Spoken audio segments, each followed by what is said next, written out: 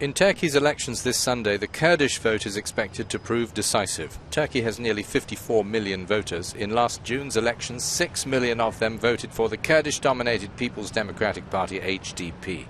This meant more than 80 seats in parliament and an end to the 13 years of one-party rule by the Justice and Development Party, AKP.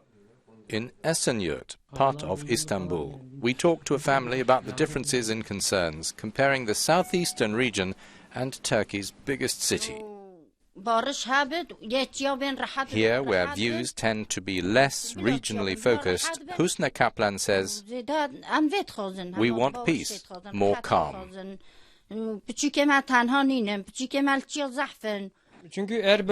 Onur Kaplan says if you live in the southeast region, you face the policies of the state. He refers here to military operations.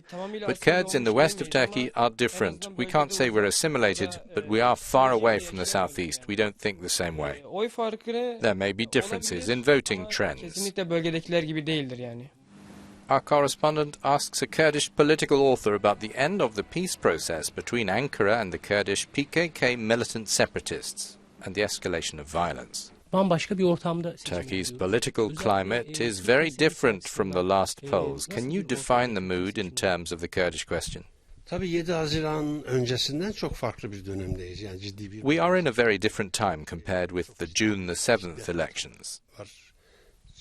There is strong violence and fighting. There is a war of sorts. Under these circumstances, we can't talk about a genuine election campaign. There's no political discussion in the region. Therefore, these elections are taking place in an environment that's much tenser than during the worst clashes of the 1990s.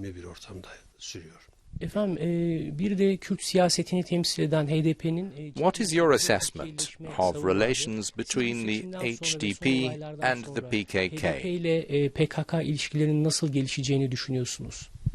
The PKK has expanded its regional borders.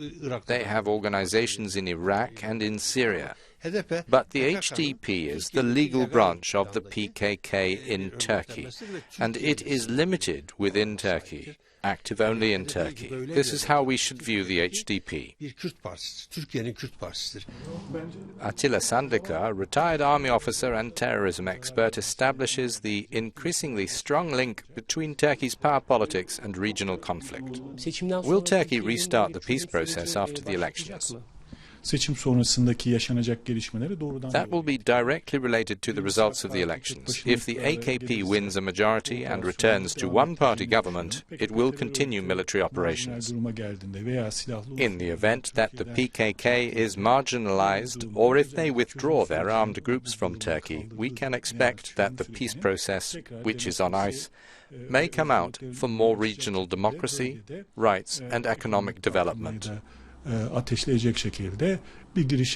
the AKP forms a government with the Nationalist Movement Party, MHP, we can expect more hardline operations against the PKK.